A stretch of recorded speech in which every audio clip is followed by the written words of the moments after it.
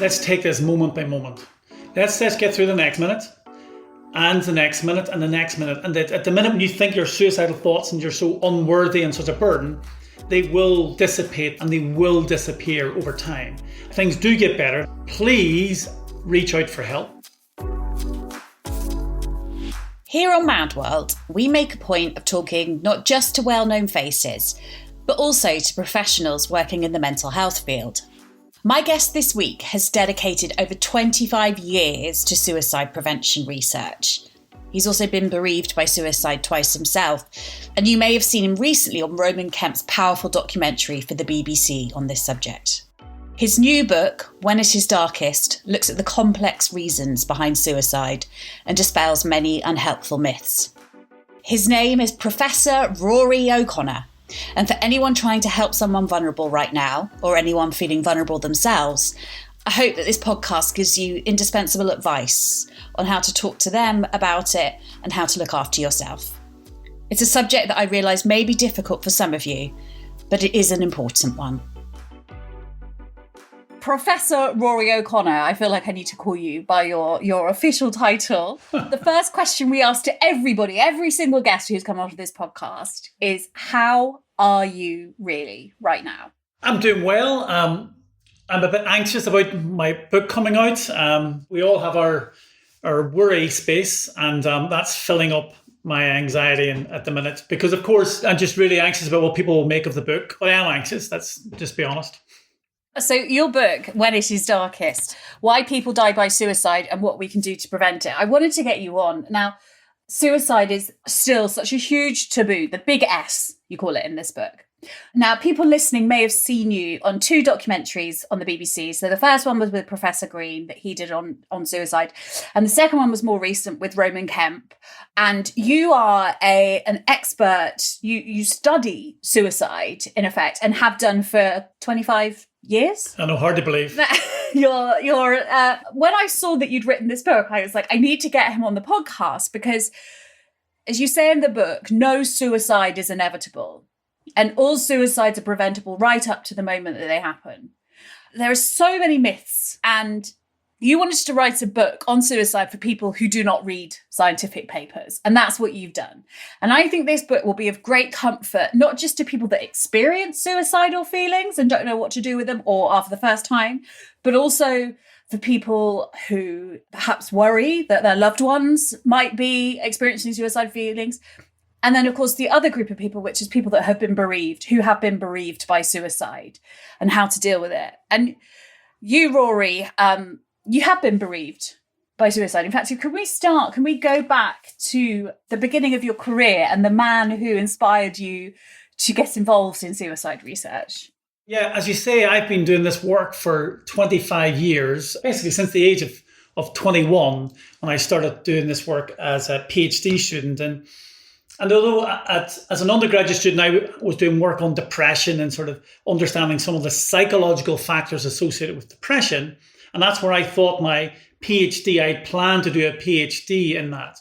But then basically out of the blue one summer, the person who turned out to be my PhD supervisor gave me a call and said, actually, there's this opportunity for funding for a PhD on suicide. Is this something that you'd be interested in? So, I mean, and I just jumped at the chance because to my mind then, I just thought this was the most obvious next step for me because really the most devastating outcome from depression or any mental health problems or anybody's stresses in life is obviously the most permanent solution to many people's problems of suicide. And so that really was my journey, my beginning of my journey. And at that stage, I didn't know anybody directly who'd been close to me who'd been affected by suicide or who'd died by suicide. And then the tragedy of it all is that many years later, then the man who brought me in, my first mentor into the field of suicide research and prevention, took his own life. And so obviously I've been doing a lot of reflecting on that. And because genuinely, I don't think I would have been with you now today talking about suicide. I don't think I would have done work on suicide in the way that I have done. So with all the regrets I have of the things maybe I could have done differently in terms of hopefully maybe supporting him in his hours of need, I'm just so incredibly grateful to him for guiding me down this path because every day is an honor to work with people who are all trying to understand suicide and then hopefully help people who are suicidal or working or struggling with their own mental health problems. It's helping them. And I just think it's a great honor that I've been allowed to do what I've done for the last 25 years. And you also, as well as losing your mentor, a colleague of yours, a friend of yours called Claire, died by suicide in 2008. We'll get on to Claire and that experience. But I think it's important because there may be people listening who may think, why are they saying died by suicide? And this is something that I know you're very passionate about, and I am too, is the language around suicide and why it matters. And often people will say committed suicide, but there is an attempt in some quarters to get people to say died by suicide, because suicide was until 1961 a criminal offence. And so it harks back to that time that people are, and it kind of increases the stigma, one assumes. So can you talk to us a bit about that? Because I think that's a really interesting thing for people listening.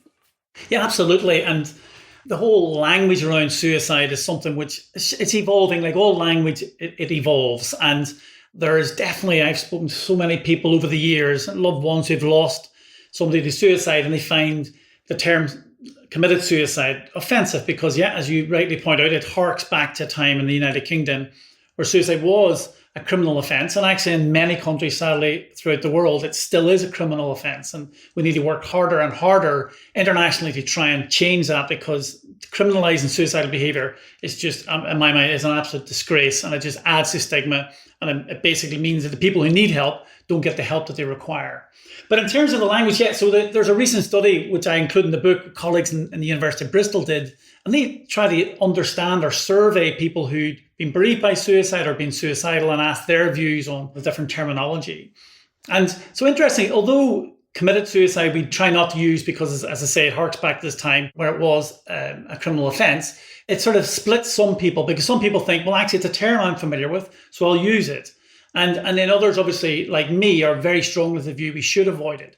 And I suppose one of the examples I give in the book, which sort of makes that point really clear to me, is that I've come across many people who've been lost a loved one to suicide. And actually, I talk about that lady in the book who, she gets a physiological reaction. She talks, when she hears committed suicide, she just thinks it's so cold and so basic clinical, and it really makes her like stand back and sort of. So I think for those reasons, she finds it quite distressing. So I think there's lots of people like that out there. So my view is, why should we try and engender harm or hurt on others when we can easily avoid this term? So my sense is, yeah, avoid committed suicide. We also don't talk about a successful suicide, because again, that's a sort of moral overtone. And the media guidelines and reporting of suicide suggest that we shouldn't talk in detail about method of suicide, or we should ensure that people recognize that suicide is never caused by one factor. It's always multifactorial. And often one of the concerns in the reporting of suicide is it's sometimes the causes of suicide are reduced to one factor. And that really helps nobody, because it doesn't reflect the reality at all. So again, so my sense is just think about being compassionate. Whatever we talk about, try and be compassionate and convey a sense of recognizing that if it's potentially going to be harmful or hurt somebody else or cause somebody else distress, just not use it. So please, my urge is, please be careful in the language we all use around this really difficult and sensitive topic. There's a passage in the book, and it's the language we use to describe people who express suicidal feelings, which can be incredibly harmful. And the sort of all the misconceptions and myths about suicide, which we will talk about. But I'm going to read this because I think this really, to me, it really hit home. Turning to self-harm and suicide attempts, pejorative language like it's only attention-seeking and manipulative is still used too often. It needs to be eliminated. To my mind, it's simple. Imagine the mental pain that someone must be experiencing if they'll inflict physical pain on themselves, often in an effort to gain relief. Is that attention-seeking? Of course it's not. It is attention-needing, and it is definitely not done to simply seek attention. However, if you are asking whether a person is trying to draw attention to their distress, well then the answer is yes, they are. They are trying to draw attention to the pain they are experiencing, or they don't know how else to express how they are feeling. And our response should be, how can we respond with compassion and support rather than with scorn and indignation? Similarly, using the word manipulative is unacceptable. It misses the complexity of the motives that drive any behaviour, and crucially, it also misses the point that every one of us manipulates the people around us every single day. Any utterance or action that we undertake which seeks to achieve a particular end is manipulative. So never mind the offence caused. It just does not make any sense to label people who self-harm as such. I thought that, like, in that one paragraph, it really cut through and illuminates actually the attitude we need to have, and the attitude lots of people don't have. I remember doing an event years ago talking about depression, and a woman stood up at the end and asked a question, and she said, my teenage daughter says that she's depressed, but I think she's just attention seeking. What should I do? And I said, well, maybe give her some attention, and I know, as someone who's experienced my own mental illness and suicidal thoughts, that I always thought I was being a drama queen. I was overreacting. And there are so many myths around suicide. And I kind of wanted to talk to you about some of them, because I think just listening to this could really help people. Because as you say in the book, all of us will at some point experience, if not someone we know dying by suicide, then someone who knows someone who has. So yeah, tell me, what are the main myths and misconceptions about suicide?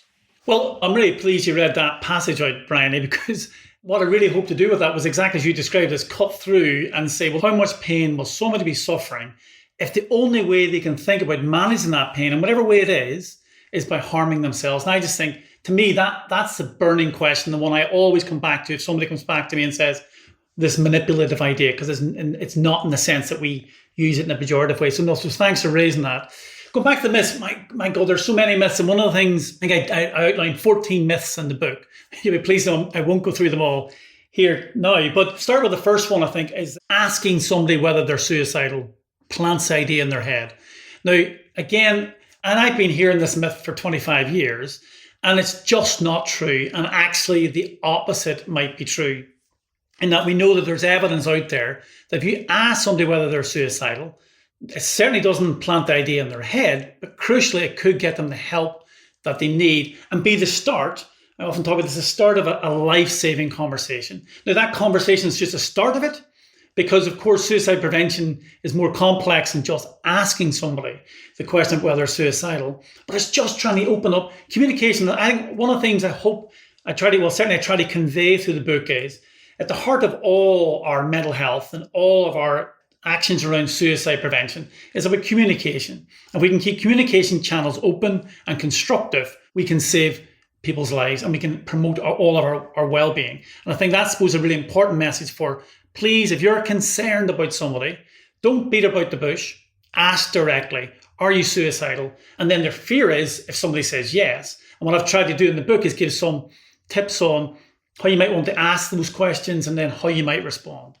So certainly, yeah, so that would be the first myth, I would say. So are there any particular myths you want me to go through, Bryony? There was some I really wanted to.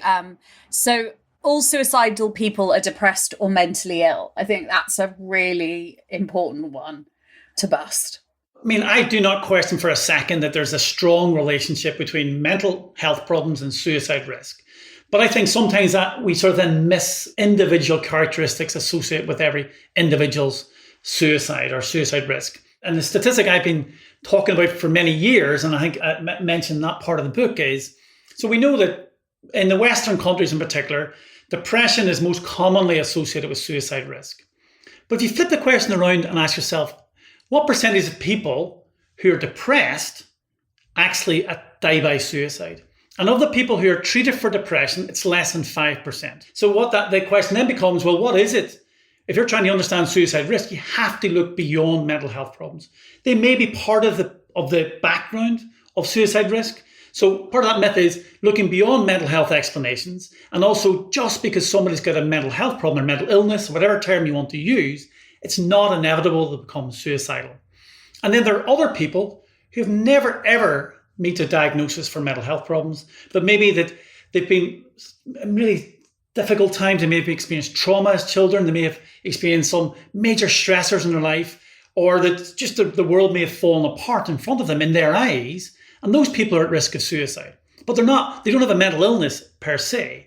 So I suppose what my take home from that myth is, mental health is part of the landscape in which people die by suicide, but we need to understand stress. We need to understand social context. we need to understand cultural context. Because if you look internationally to Asia, for example, depends which study you look at, but about 40 or 50% of people who die by suicide in Asia will never have a diagnosis of a mental illness. Whereas in the UK or in the United States and Western countries, the argument is it's upwards of 80, 90%. I don't think probably as high as that.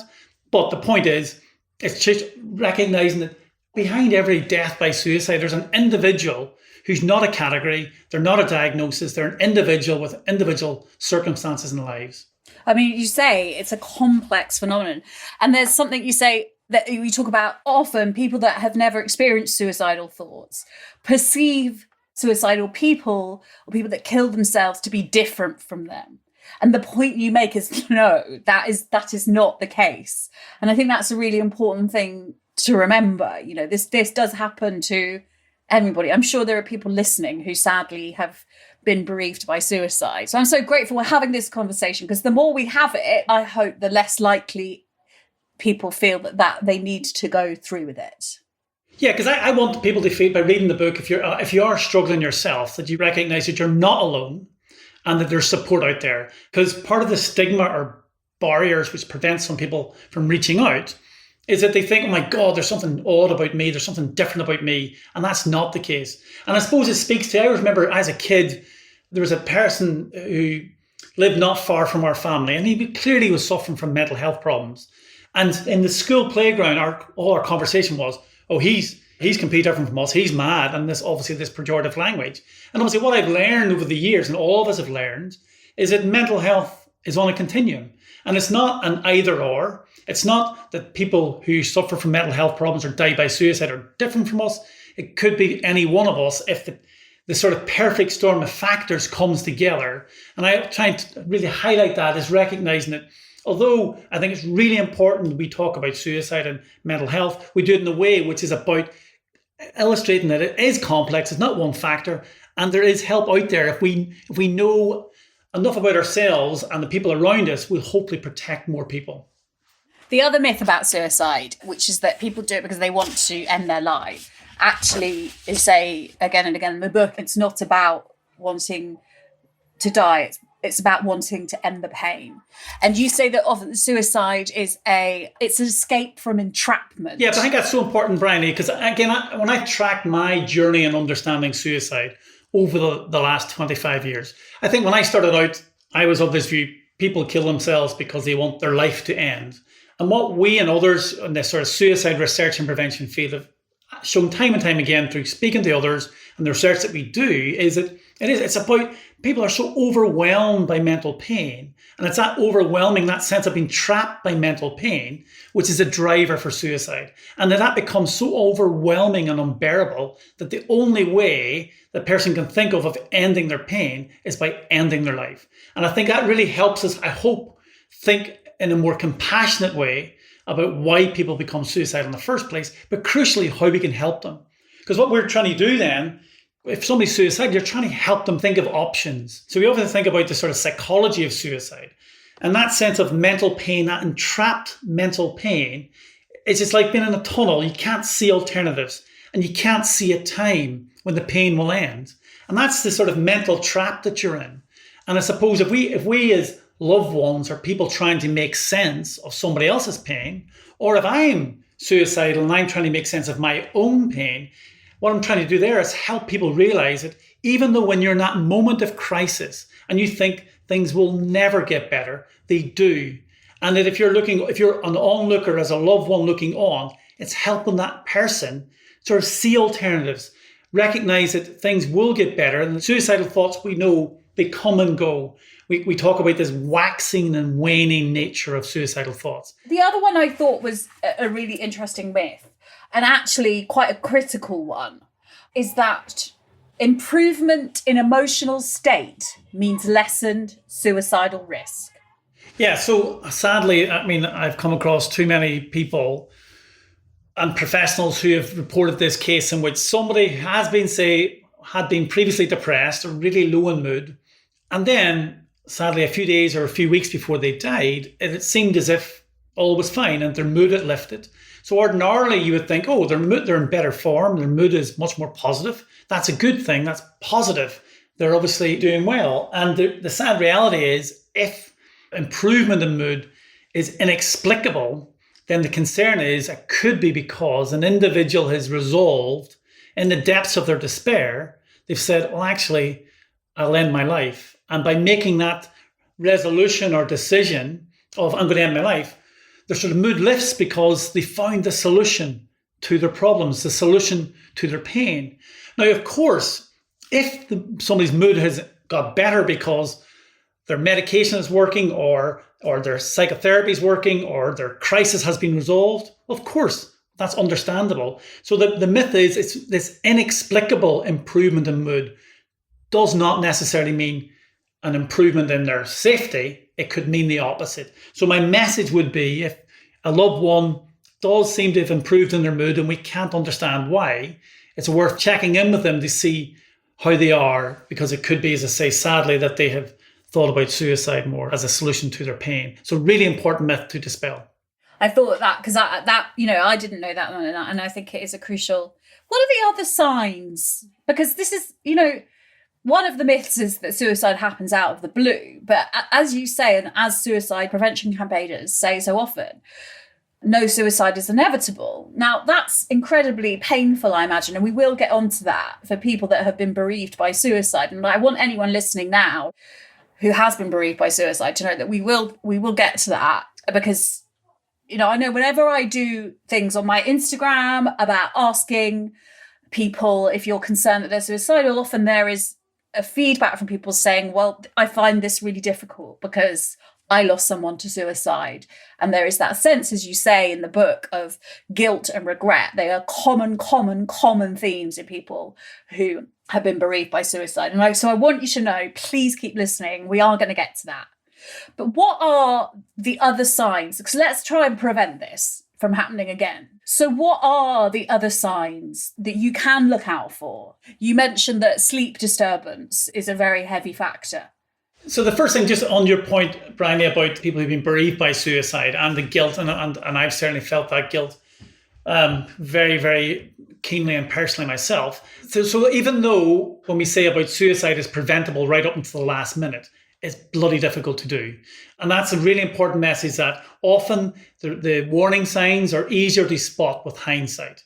So it's really important that people bear that in mind. So even if you had the warning signs, sadly, we may not have been able to save our loved ones from suicide.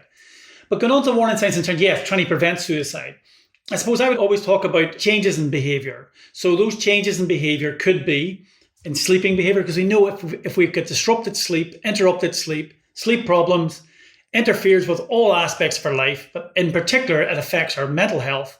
And if your mental health is impacted by lack of sleep, your capacity to problem solve, to regulate your emotions, to make decisions is affected. And think about it, suicide is the ultimate decision that anybody could make. In the book, I talk about decision versus choice. It's not a choice. Somebody doesn't choose to die. It's not a real choice. It's their pain is so unbearable. So sleep disturbance, changes in eating, drinking, sexual activity, risk-taking behavior, depending on the age of the population or whatever. But also just listening to people's language about being hopeless, talking about being a burden on others, talking about being overwhelmed by pain, and talking about entrapment and hopelessness. People do talk about these a lot who are suicidal. So I would be looking at for those sorts of things. People talk about getting your life in order, and there definitely is, for certainly some who die by suicide, they sort out their affairs so that things are obviously in place when they die. Now, again, lots of us sort out our life affairs. So the challenge for all of these sort of warning signs is for understanding, is that a warning sign that I really should take account of or not? And it's difficult to do. So in a sense, I have no easy answers, because preventing suicide on an individual level is really, really difficult, because we're no better statistically. We do the research that we and others do. We're no better than the flipping of a coin at predicting who will die by suicide. And that's in part to do with the complexity. Other things, though, would be if somebody has a history of self-harm of any form or suicide attempts. The single best predictor of any future suicide attempt or death by suicide is whether somebody has engaged in those self-injurious behaviours before. Other ones include knowing somebody else, if they've lost a loved one to suicide. That will be described in the sort of suicide prevention literature as exposure to suicide.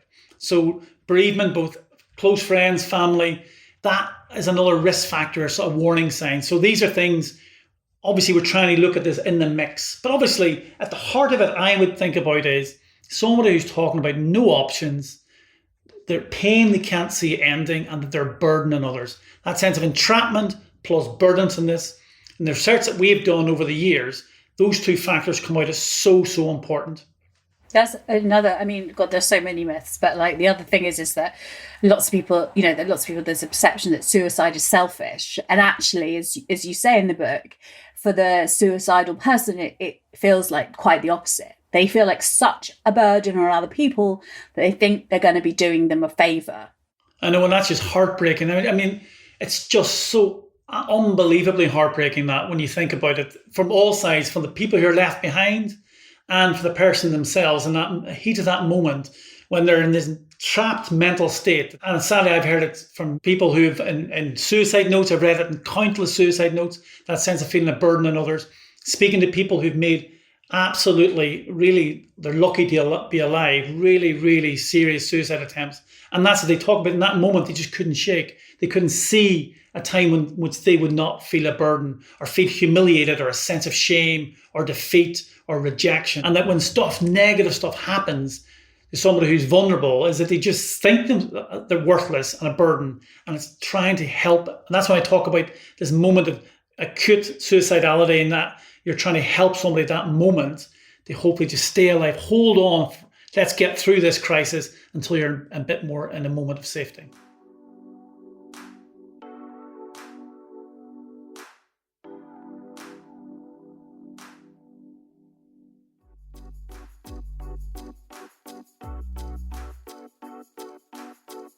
If someone is listening right now who is suicidal, is having suicidal ideation, what would your advice be to them? Because that actually is at the heart of this, is if you feel like you have no other options and that the only solution is to end your life, what can we say right now that is going to help that person listening right now? I will say to them, stay. What are the useful things? I hate to sound like practical, but... Well, no, I would think my immediate response would be that even though you can't see it now, things will get better, right? So that's the first thing. And then the next thing I would say is, let's take this moment by moment. Let's get through the next minute and the next minute and the next minute. And that at the minute when you think your suicidal thoughts and you're so unworthy and such a burden, they will dissipate, they will come down, and they will disappear over time. And what we're saying is, yeah, if you're not, I could say that things do get better, they do change. Please reach out for help. And if you have reached out for help and think, sadly, the number of people I know who've said, I have reached out for help and it hasn't worked. Well, please try again, because the number of people I've come across over the years who have tried different counselling or psychological therapies or different treatments, and they kept going. They were able to keep themselves going, and they found something that worked for them. There was like a penny dropped that helped them understand, actually, they are worth living in this world. And also remember that everybody has a role to play in this world that we live in, and that you are important to somebody. So please do that. And then the other one would be, if you think you cannot keep yourself safe, please ring the emergency services. That's the ultimate. If you can't ring somebody, before emergency services, ring a family member, a friend you can trust, or your GP or another health professional. And if all else, phone the emergency services if you don't think you can keep yourself safe. Because again, from the experience over the many years, often we see people in our studies within 24 hours of a suicide attempt. And in that moment, they might be sitting going, oh my God, I'm still alive. And they're regretting being alive. And then we meet them weeks later or months later, and they're so grateful that they're still alive, because they were able to get the support, the help, they got through that crisis. So please get through the crisis, and hopefully you'll get the help and support that you need. So you can call 999. You can go to A&E, can't you? Absolutely, yeah. I have a friend who has throughout her life had many suicidal thoughts. And she has a checklist. When the thoughts come, she has to go to the checklist. And on the checklist, there can be things like put on some laundry, make a cup of tea. Like, talk me through that, because in the book, you talk about safety planning. What does that involve? And can you kind of explain it? Because it's quite complex and I don't want to kind of, get it wrong myself. Well, you got the essence of it by saying what your friend does. So in the book, we talk about safety planning, which is this sort of psychological intervention, which was developed by colleagues of mine in the United States, Greg Brown and Barbara Stanley. And what it is, it sounds more complicated than what it actually is. It's a 6-step approach to keeping you safe in moments of crisis. And how it works is as follows. The first step is we try and get people to think about the warning signs, the triggers to their suicidal thoughts. So it could be things like, when I get really agitated, or when I'm not able to sleep, or when I've been drinking. And then step 2 then is to help you think about how you can keep yourself distracted in those moments. So it's a bit like doing the washing or whatever it may be, or phoning a friend or doing exercise. It's helping somebody think about, okay, so when those suicidal thoughts, you feel them coming on and there's a crisis potentially escalating, try and think about what other internal coping responses that you can think about and use. That could also be mindfulness, or going for a run, or doing exercise, or whatever it may be. Obviously, we try and avoid things like going to the pub or things like that, obviously. But so that's your internal sort of, that's your on the step 2. And then you're looking then at step 3 is looking at, is there somebody else, somebody you can contact externally? Now, not necessarily to talk about your suicidal thoughts, but maybe who can distract you. And then so it's just having somebody or something, a place you can go, or somebody you can contact, where you can really help distract you from those in that moment when the crisis is still escalating. And then if that all isn't working, then the next steps are looking at people you can contact in crisis. So that could be it's always good to have at least one adult friend, family member, whoever it may be, or professional you can contact and go, I'm really concerned with myself here. I can't keep myself safe. And then basically the last step is step 6 is around keeping the environment safe. And this is to do with this idea that if you've thought about how you might end your life, it's trying to increase the distance between you and that method. In terms of the media guidelines, I'm not going to go into the details of different methods, but basically what the safety plan, the last step is going, if I've thought about a particular method of ending my life, let's put as many obstacles as possible into you and that method. But the key thing going through this is often when a safety plan is being developed, it's usually done in the context of a health professional, a mental health professional, and the person in crisis. But one of the things I try and illustrate in the book is, that's the ideal. But the reality is, if you have a family member or a friend who's suicidal, I would use this safety plan. And if you're using a safety plan, the real themes that run through it are, it's about being compassionate and it's about being collaborative. And so that I always think about the safety plan is you've just 2 heads, 2 people thinking about how we can keep one person safe. So it sounds more complicated than what it is, but effectively it's just thinking about triggers or warning signs, and then internal and external responses or coping, and then keeping yourself safe in terms of the method of suicide. I wanted to talk a bit about people who may be listening who are worried about other people in their lives. I think often we think we have to have these kind of very complicated solutions. If someone comes to us and tells us that they are having suicidal feelings, there's a sort of panic. But in the book, you talk about someone who they were just walking and they were seriously considering killing themselves. And they came across someone they hadn't seen for years who just said, "Are you all right?" And the difference that made to the fact that they didn't go through with it. Now, I wanted to talk about what you can do. So you talk about asking open questions. So not, are you suicidal? So not yes or no questions. So the couple of examples I give in the book really hopefully make this point clearly, is that any one of us can play a role in suicide prevention. Now, sometimes wittingly and other times unwittingly. And actually over the years, a number of stories I've heard from people who small things have made a huge difference. An example, I gave is a person who basically was pretty intent on ending his life, and he thought he would go out for a walk just to sort of work out what he was going to do in terms of his method of suicide. And it just so happened this other person who he didn't really know, and this person could see what looked like pain or anxiety in his face, and that person just said, "How are you doing? Are you okay?" And anything which can interrupt those suicidal thoughts, so anything that can interrupt suicidal thoughts has the potential to save a life. And that could be a smile, asking how you're doing. In many respects, it doesn't really matter. It's anything which conveys a sense of human connection, which is, I value you, you are important, and small things can be so important. Now, I'm not trying to suggest for a second that is a solution to suicide prevention. Of course it's not. It's complex and at different levels. But all I'm saying is that there's so many examples of people talking about somebody intervening and helping them just think differently, because that interruption of suicidal thoughts just gives you a second again to reflect on, is my life worth living or not? And again, that sense of reflection, thinking about this idea that suicidal thoughts come and go in these waves, that could get you through a wave of acute crisis. Of course, asking questions about suicide is challenging and difficult, but I would be direct and say, obviously in a compassionate way, asking somebody about whether they've thought about ending their life. But the point when having the conversation is trying to use things like which help somebody have a conversation with you rather than just a question and answer session.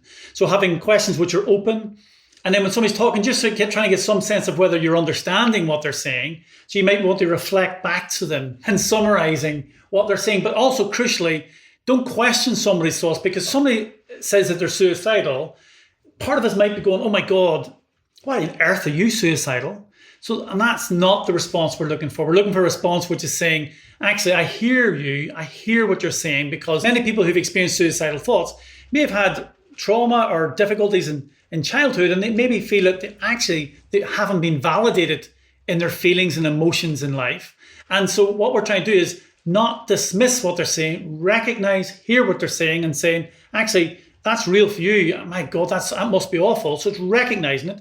Don't minimize it. Recognize it and say, well, let's think about how we can chat about helping each other. So I'll try and help you to maybe get support that you require or make sense of why you're feeling the way you're doing. So listen. Listen. The one thing I want to talk to you about, because it's fascinating, obviously the effect of COVID-19 on everything.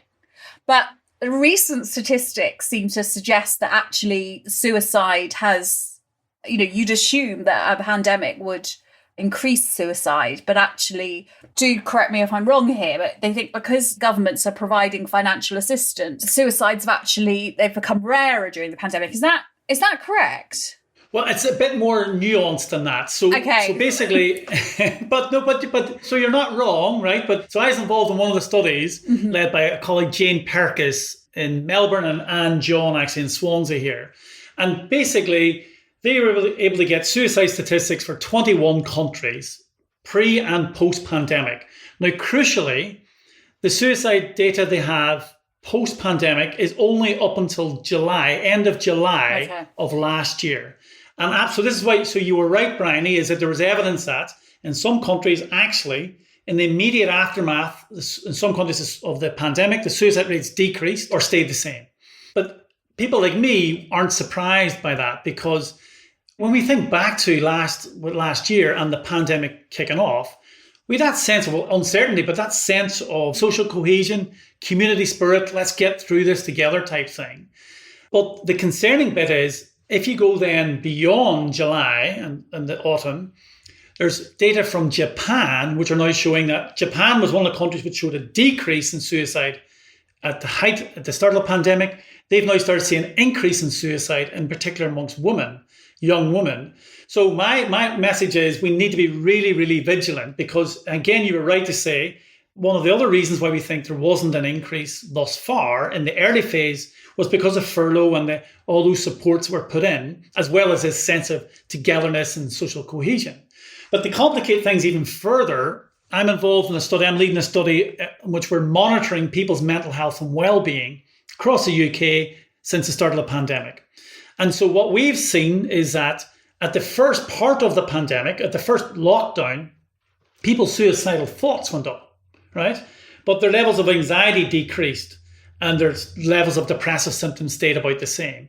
So that gives me a bit of cause for concern, again, is that we know at the start of the lockdown there was increased suicidal thoughts, in particular amongst young people, in particular amongst people with pre-existing mental health problems, and also amongst people who are socially disadvantaged. And then the most recent data we have, which ended in February, March this year, suggests suicidal thoughts might be on the increase again. So we need to be really, really vigilant. Suicide is an increase is not inevitable as a consequence of the pandemic, but we need to be so careful, especially when we recover. And that recovery will not be equal. And when furlough goes and even more jobs are lost, my concern is we need to basically protect the vulnerable moving forward. Yeah, absolutely. I wanted to talk about, there's a section in the book on people who have been bereaved by suicide. So as well as your mentor, you also lost a dear friend, Claire, in 2008 to suicide. And you write quite a lot about that and your experiences of regret and guilt, as we said. And I wondered if you were able to talk a bit about that, because I know there will be people listening who have experienced bereavement by suicide. And that just must be the most, I can't even put it into words. And I suppose those are the most difficult parts to write in the book. I mean, I found writing the book really challenging from an emotional perspective, not just reflecting on Claire, but also I'm bringing back memories of all these people I've known or met who've had really struggles. I think Claire's death changed me as a person. I think I write that at the start of the book, and that, because for me, obviously, this is all I've ever done is suicide research. And so my every single day is about suicide in some shape or form. And obviously, Claire was such a dear friend. And the year before she died, she got married to her long-term partner. And it was at her wedding. And it was just four of us at the wedding. And it was just stunning. But Claire did struggle. And so basically, the bit which I obviously regret is, like countless others up and down the country, will go, well, what else could I have done? And for me, it is sort of double whammy of, I'm meant to be this so-called bloody expert or whatever. And that was really difficult. And actually, the turning point for me about either talking about my own loss came a few years ago when I took part in another BBC documentary, Life After Suicide, which was presented by Angela Samatta, who lost her husband to suicide. And so I was one of the advisors in that, and I was interviewed in the book. And Leo Burley, who's the director, and so Leo, I remember he had a conversation with me going, well, okay, this would be really good if you could talk about the research and psychology and so on. And obviously I told him previously about my own loss, and he said, would you be willing to talk about that on camera? And I says, oh, probably not. I've never spoken about it public. That was 2015. And I was really reluctant to do that because it just opened up. Because the way I suppose I'd managed my sort of own mental health challenges is just keep going, try not to think about things too much and just keep busy and keep it in this box, this compartmentalization idea. But Leo said, I think it would really help others if I would talk about my own experiences. And I did. And it was incredible. The response I got was really, really positive. I felt it opened up a conversation for me to have with myself as well as with others around me. And so I don't think I would have written about Claire's death in the book if that hadn't have happened. And the number of letters I got after that was broadcast on the BBC from people saying, just thank you, that it just made such a difference, or it helped them a lot make sense of suicide can happen to anybody. And this whole idea that suicide is not the fault of one individual. And although if you're bereaved by suicide, it can be so difficult not to blame yourselves. And of course, you do blame yourself, and the guilt can be unbearable. But that sense of then, I think it helped me, and I hope they helped others to recognize, well, actually, we just can't prevent the deaths of our loved ones. And I didn't know if I could continue working in the field because it was really, really painful, because every single day was, I couldn't go to work to be distracted because I'd go to work and this is what I was doing.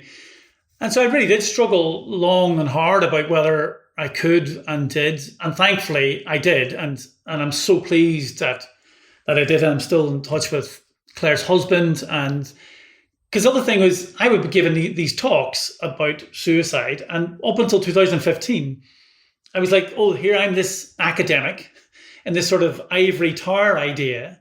Whereas ever since 2015, I said, no, I'm going to start saying about what's happened to me And that's because it shapes how I now research suicide. It gives a sense of the urgency, and I understand firsthand, sadly, how difficult it is to prevent suicide on an individual level.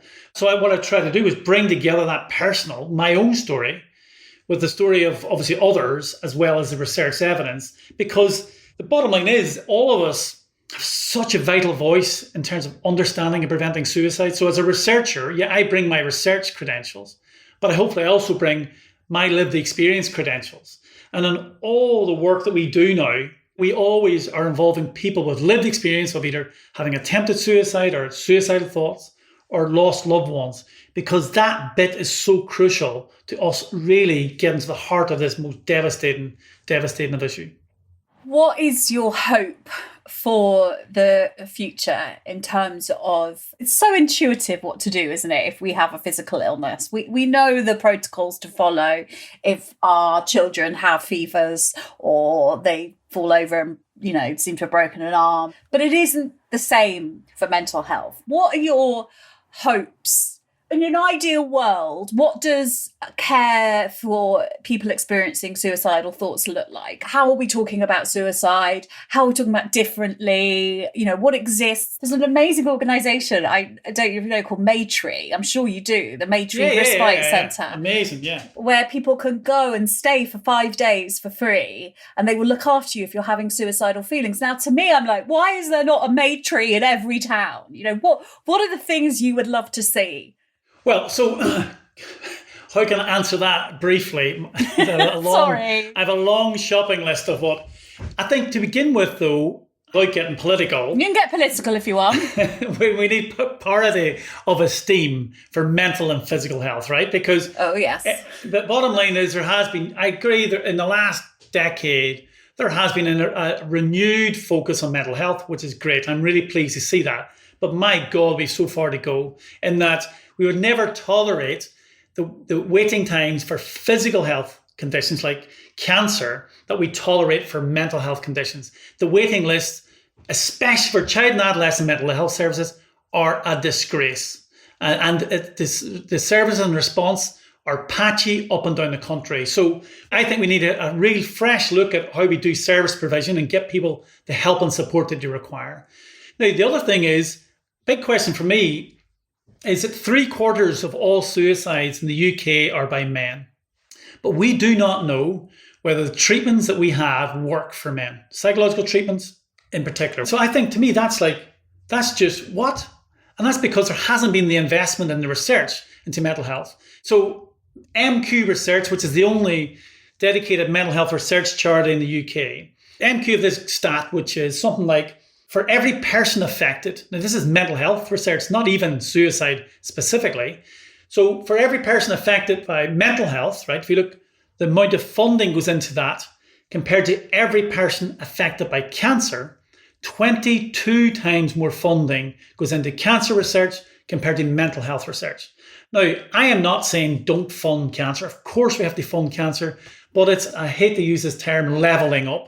But we basically need to level up so the mental health research gets the support it needs. The government talk about levelling up all the time so they can level up their mental health services. That's why I don't want to use it. So that's a whole other...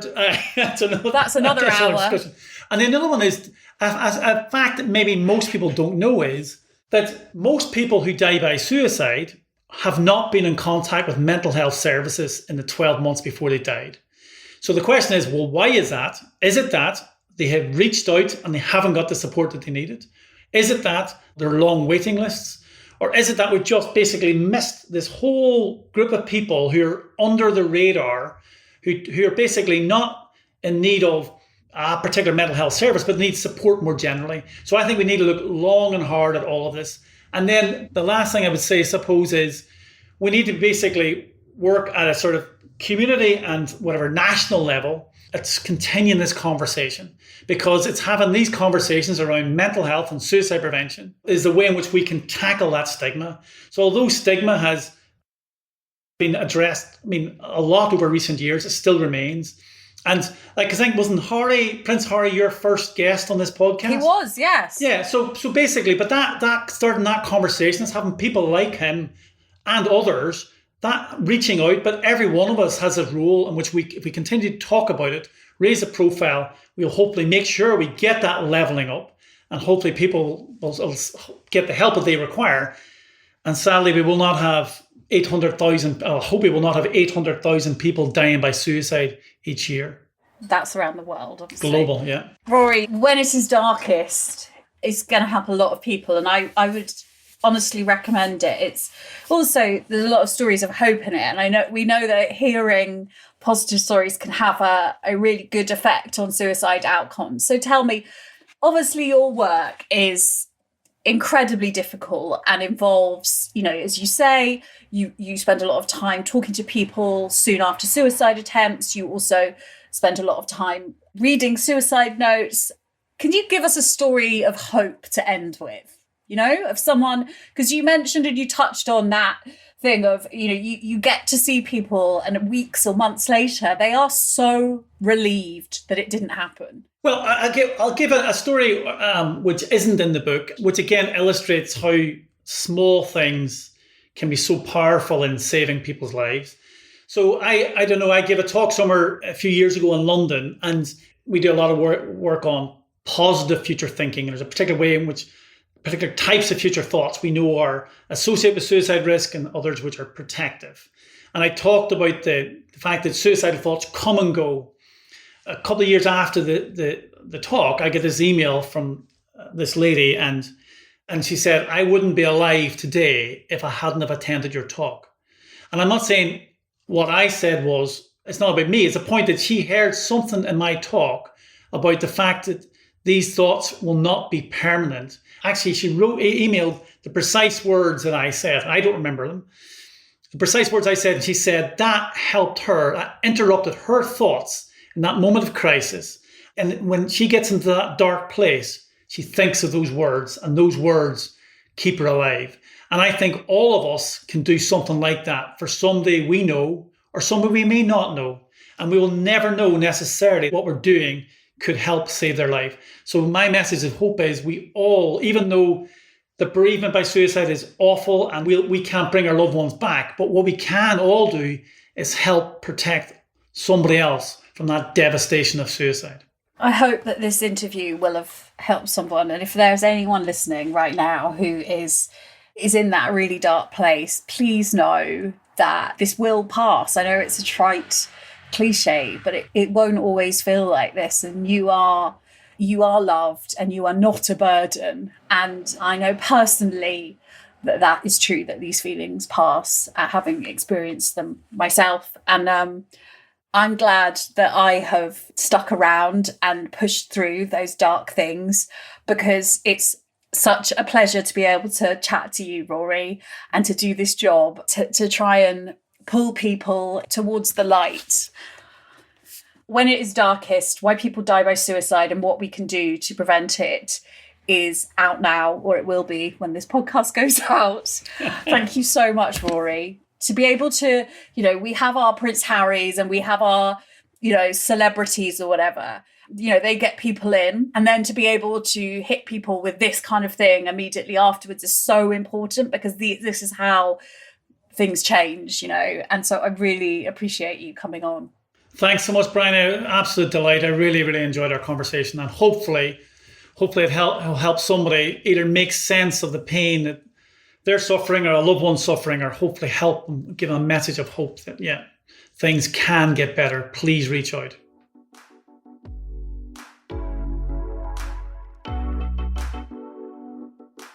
Before you go, please follow Mad World on your podcast app to make sure you never miss an episode. And if you feel like it, leave us a rating and a review. I love to read what you think about the shows and also see your guest suggestions.